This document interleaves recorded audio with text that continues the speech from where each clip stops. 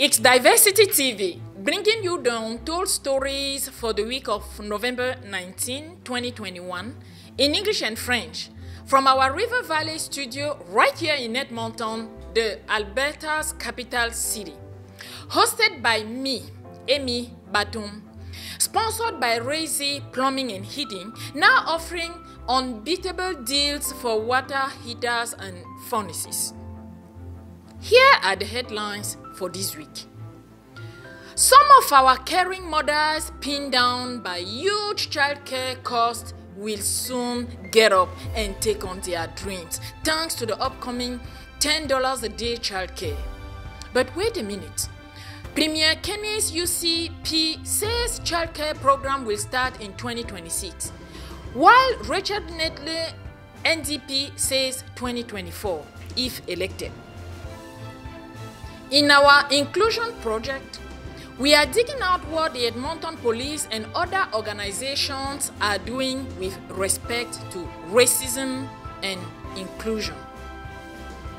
In business news, award-winning insurance agent Neva Perrotte and award-winning Realtor Conrad Aglah update us on what is new in their respective industries as we go into the winter. And the question of the week is, what do you call a person who is born in Nigeria, moves to Canada, settles in Fort McMurray, and take up Canadian nationality? Is it a Nigerian living in Fort McMurray or a Nigerian Canadian? Now, the news in full. Segment 1. So many families are affected financially by the high cost of childcare as one partner, mostly the mother, is pinned down to take care of the kids and, as a result, cannot work. Alberta has signed a funding agreement with the federal government to reduce childcare fees to an average of $10 a day. The governing UCP says it will be implemented in 2026, but the official Alberta opposition NDP says Albertan cannot wait. They are gunning for 2024 if giving the honor to lead Alberta in the 2023 elections.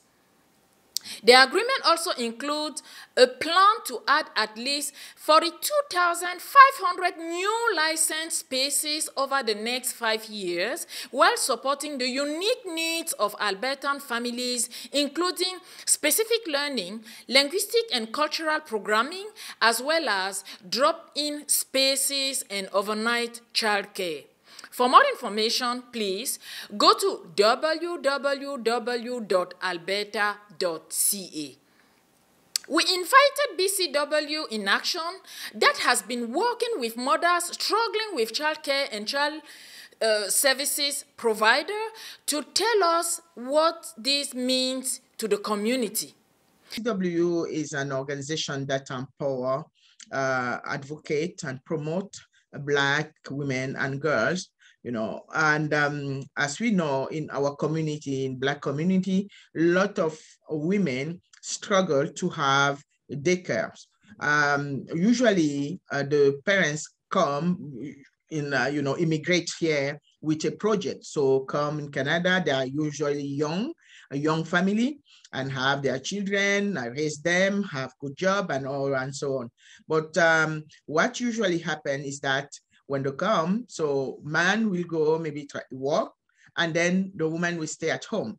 So what people usually usually think is that, those women, maybe they need some help, maybe they don't have language, maybe they don't have this or that. But what we have seen in this organization serving the women is that the women are really those who are coming. A lot of them are very well educated. They have experience. What they need is just to have some support so that they can continue, so that they don't have to choose between being mom and, continue their journey as women and or professionally. So I saw a lot of women coming to BCW talking about this issue, the face to have a a kindergarten to have their child, you know, try to have where someone can maybe have the child where they are going to work. Some of them even stop working just because of that, because they don't have any choice between go work and then have to keep their children. So that's why this meant a lot for us, what is happening. A lot for us, for not only, as you know, BCW is a bilingual organization, but we have even that program is even more, you know, important in our Francophone community. So that's why I'm very pleased today to be here with a woman who has a kindergarten the childcare for children, and then 2 moms who will be talking about, you know, what they face and how this, for me, this opportunity to having this, childcare will help them. The challenges and that I'm facing is truly because I have some parents who have subsidies, but I cannot allow them to come, and they cannot register in my in my center because I'm a private daycare, and I don't have the convention with the government to allow that parent to register in my day home. Then to subsidize their children. Yeah. Subsidize their children is a big challenge for me, because I'm sad when some parent come and say, okay, I want to register my child in your center, and at the end I tell to them, no, I can't, because I don't have I cannot receive parent with subsidy. Then that is my challenge, and it's not easy to be accredited, if I can say like this. Yeah, it's not easy to accredit it. They ask too many documents, first of all, and then when I try to ask, and I try to search and ask how to be accredited, for me to help those parents, I have to be under a center to be accredited. I was very happy to hear the news about the $10 daycare for our kids. But as a parent, that will be very, very good for us.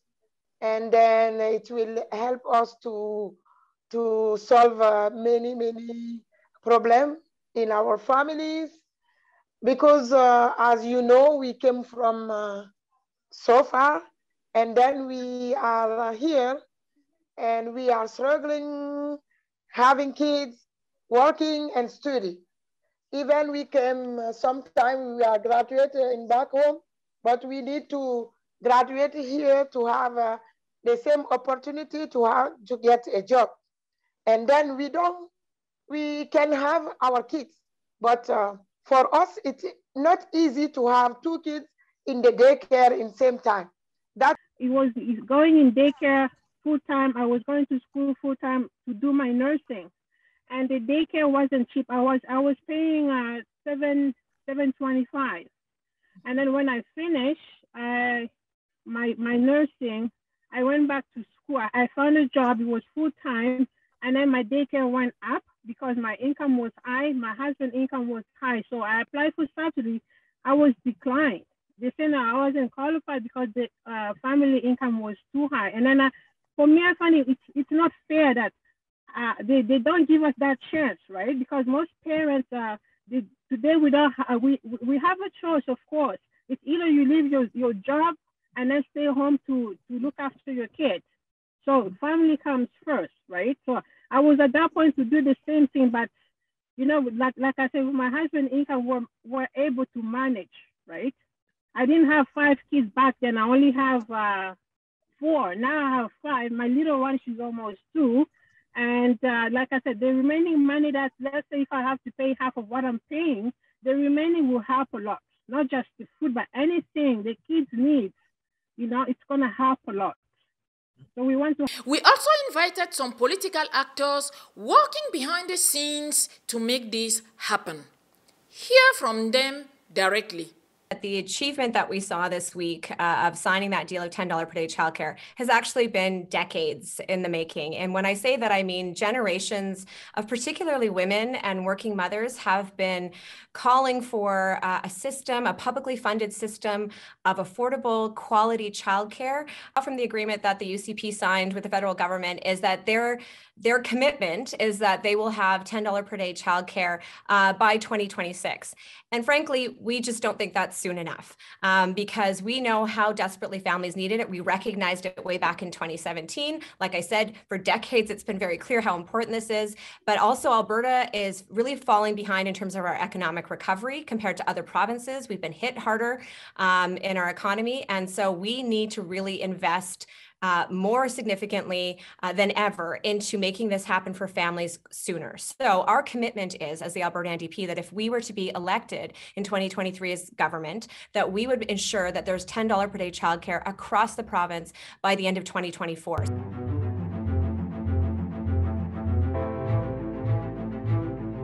Segment 2. Fashion and beauty time on Diversity TV. Our host always look fabulous with eye-catching Mami Water hair, right? Do you want to know why? Okay. Let me let you into our little secret. The magic is done by Quick Fix Hair and Beauty Supply on 10422 118 Avenue Northwest in Edmonton. You may want to talk to someone at 780-802-1161. Segment 3. In our business news this week, we brought in our award-winning insurance agent, Neva Perrotte, and Realtor, Conrad Aglah, to share their update for the month. The market has been hot the last 2 months. We saw some kind of slowness or some kind of balanced market between June, July, and August. But since September, the market has heated up. We are seeing multiple offers. The market is hugely in favor of sellers, which we call the sellers market. There could be some other factors that are responsible for that. Rising interest rates. People want to get properties before interest rates go up. And we've seen interest rate jump up from the low 2% to the mid 2% the last few weeks. We've also noticed that most economies are opening up. GDP is high, inflation is high, unemployment rates are low. So I believe these are some of the factors that are driving the interest. In Alberta, we are also seeing a lot of interest from out-of-province buyers and international buyers. I believe we had a lot of people from Ontario that are coming to the Alberta market. These are investors, and these are also these are investors, and also some who want to buy for their families to live in here. So that's actually one of the factors causing the increase in demand. The government began to stimulate the economy because it's a broader crisis. Even all over the world, most countries started to stimulate the economy. They reduced borrowing rate, which is the interest rate. So we saw interest rate dropping from 3% to below 2%. And also that should be good news, though. Yes, that has actually fueled demand. Also, some people lost their jobs, but majority of people retained their jobs. And even during the earlier part of the pandemic, those who lost their jobs, governments kind of provided some aid. Government provided some aid to businesses as well. And even mortgage holders were allowed to defer their mortgage payments. So what COVID would have caused or could have caused homeowners and even the entire economy, that catastrophe was prevented. And because that was prevented, there's so much, I would say, liquidity in the system. The government has actually bought debt off the books of the banks. So there have been so much fund available to lend. And when people realize that, well, COVID is not going to cause so much harm, and people have good job, people have good credit, and they have some down payment, they decide that, it is the time to buy, especially when you compare how much you are renting versus how much you're going to be paying in your mortgage. People feel it is a better time to buy than to wait. And that is what we are seeing. And with the economic recovery, even jobs that are lost, people are gaining their jobs back. And also people working from home too. People lost jobs and they found some other jobs that they can do from home. So these are all the factors that are causing that what we expected to happen to be avoided. So right now, if you are in a position, your credit is good, you can qualify for a mortgage. It is that time that you want to take the leap and then buy. We've also seen increasing labor costs on the side of builders and construction workers. So that is also causing increase in prices. Most people expected that prices will slump.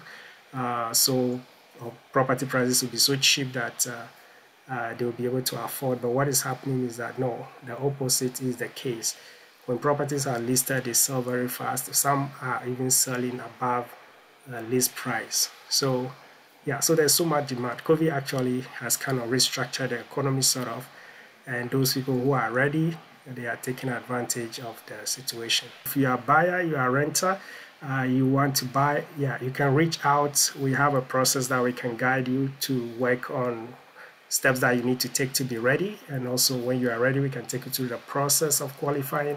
If you're an investor, and even if you are an investor out of town, there are opportunities here that we can help you with. And also if you are not sure what to do, especially if you notice that your property has gone up in value and you want some assessment to know what your property value is right now, we can help you with that. And even if you want to take equity out, you want to do that assessment to see if you have to take some money out of your property to buy more, we can help you go through that process.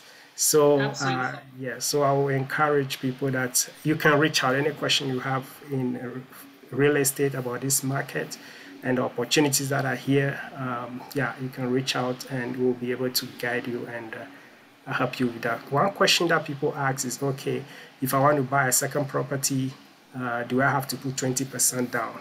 So the answer to that is it depends on what the purpose for the second property is. If you have a place that you are now and you feel that you want to change your neighborhood, you want to buy another property and probably convert the current property to a rental property, and you are going to live in the next property, then you don't need 20%. You just need less than 20%. That is another area we can discuss too, so that people who want to take advantage of that and move to a bigger property or smaller property and keep their current property for rent as an investment property, we can discuss that as well. But you don't need 20% in all situations to get a second property. If the property is going to be an investment property outright, where when you get the keys, you're going to get a tenant into it, then in that situation, you do 20% down. My name is Conrad, and my number is 403-690-0809, 403-690-0809. My email is conrad@conradaglah.ca, and my website is conradaglah.com and conradaglahrrealestate.com. You can find me on Facebook, Instagram is Conrad Aglah Real Estate, and also if you Google my name, you will find me. So there are many ways you can reach out to me. Well, something that's a front of mind is that, and especially since we're still going through COVID, is disability insurance. So with disability insurance, what it essentially does is provide an income replacement benefit. So if you're ill as a result of COVID or any other illness, then your weekly wages are replaced with the benefit. And the benefit's payable directly to our clients. So what you can decide from there whether you want to pay your mortgage, the credit card bill, the car loan payment. So there's a lot of flexibility with that.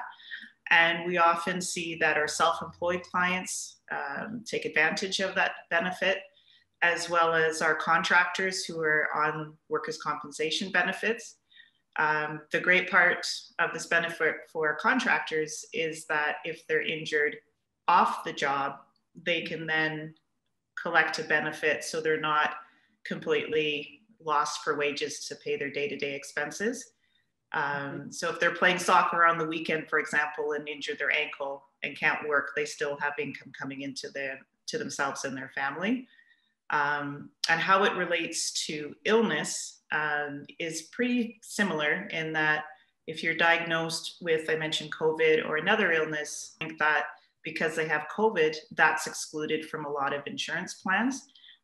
Whereas with the disability product, it isn't. So you can still collect weekly income replacement benefit. So all workers, but where we see the highest attraction to having the income replacement or disability benefit is with self-employed contractors or people within the community that are working in jobs where they have no benefits or basic benefits where they may need a top up after a period of time.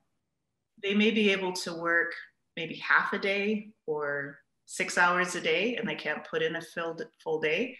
So this benefit gives a top up part if they're going back part-time and they still need a little bit of a cushion to reach 100% of their income prior to being diagnosed with the illness.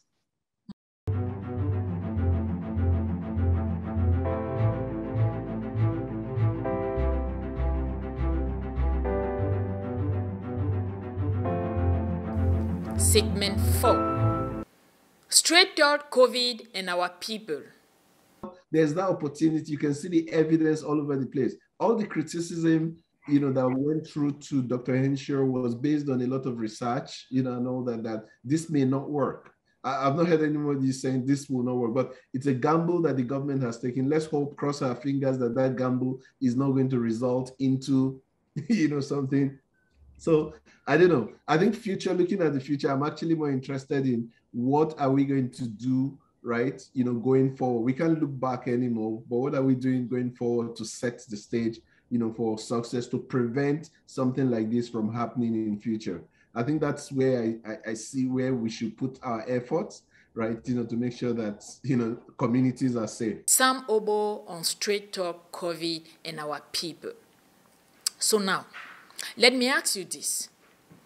Have you taken the COVID-19 vaccine? If yes, what made you take it? But if no, why not?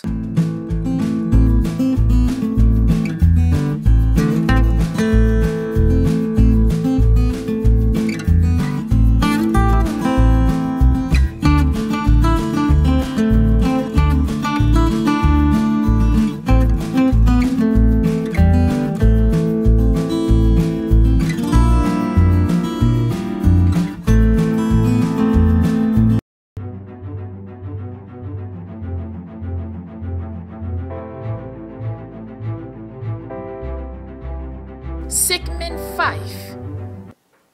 What do we have for Diversity TV International News? Medics say at least 10 anti-coup protesters have been killed in Sudan as thousands rally against the military takeover. Source: Al Jazeera English.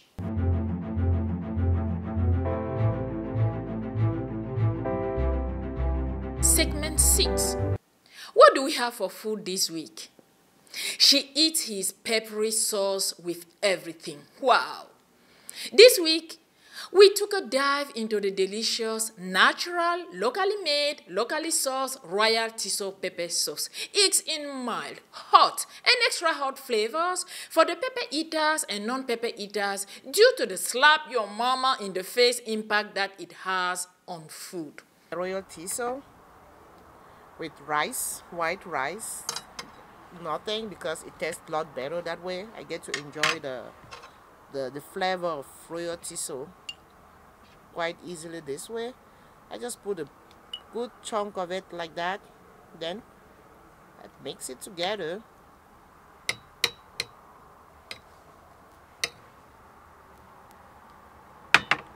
And I eat just with the Royal Tissot.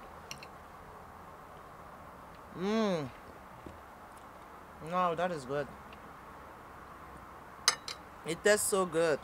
It's spicy, not too hot, just perfect with the rice.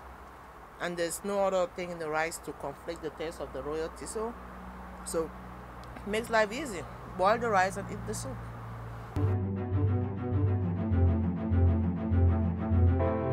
Segment 7. In our first edition of the Inclusion Project, sharing what organizations are doing to tackle racism and inclusion, what is the Edmonton Police Service, EPS, doing on diversity and inclusion? The EPS has been doing a program called Commitment to Action. I think we heard loud and clear through the community and through the council hearings and through what's happening outside of our borders in Edmonton too. A lot of it even down south. And I think it was a time for us to have an inner reflection on ourselves. We felt and we strongly believed and we still believe that the biggest missing piece to this was action. That's why we didn't launch another study. We actually figured that we need to go to the community, we need to talk to the community, and we need to focus our efforts around a commitment to action. So what that meant for us was not that we're going to take 18 months to write a paper or do a study, but it actually meant that we are going to take pieces from each session and figure out what practical applications or what practical solutions can we do now that obviously help build the relationship with the community, that help us get underneath the community, get better results for some difficult situations with several of our communities. So that's basically the premise. We put a team to it. You saw the team operate and activate in this. It came out of our Value and Impact Division taking the lead. Some of our communications folks working collectively together to basically go out on a campaign of listening with action in mind, but also a time where we could actually learn not only about good stories or bad stories, because we've heard both and we've heard several, but let's focus on solutions. What are those things that actually you think or the community could think that can make a difference in actions in Edmonton that not only build trust and legitimacy within policing, but focus on community safety and well-being and put our citizens at the center. So I think it's the ones that I've been at, and I've been at a few, and my team has been at others. They've been pretty good, and they've been humbling. They've been refreshing. I think a lot of words that come out after when we do a reflection through Donna Cross, who's moderating these sessions, there's a lot of good energy coming out of that. And that energy is about solving problems, not about just pointing fingers or blaming each other. On November 18, Edmonton Police Chief Dale McPhee presented the report of the program to the Edmonton Police Commission.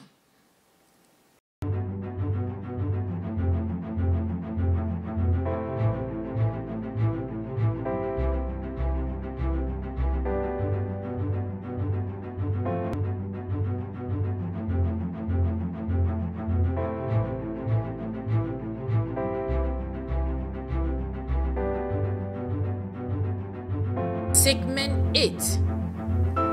What do we have for community announcements this week? Get to know some of the employment programs offered by Solomon College in Edmonton? Please contact 780-431-1515 or info@solomoncollege.ca. And I'm here today to talk to you about 3 employment programs that Solomon College delivers. The first is our Connections to Employment program, which focuses on preparing newcomers to work in the retail sector. Secondly, we have our Food Service Supervisor Preparation Program, which supports newcomers to develop skills to work in the food services sector. And our final employment training program is our Quest Key Workplace Essential Skills Training Program, which is designed to help newcomers build warehouse technology skills to work in the warehousing sector.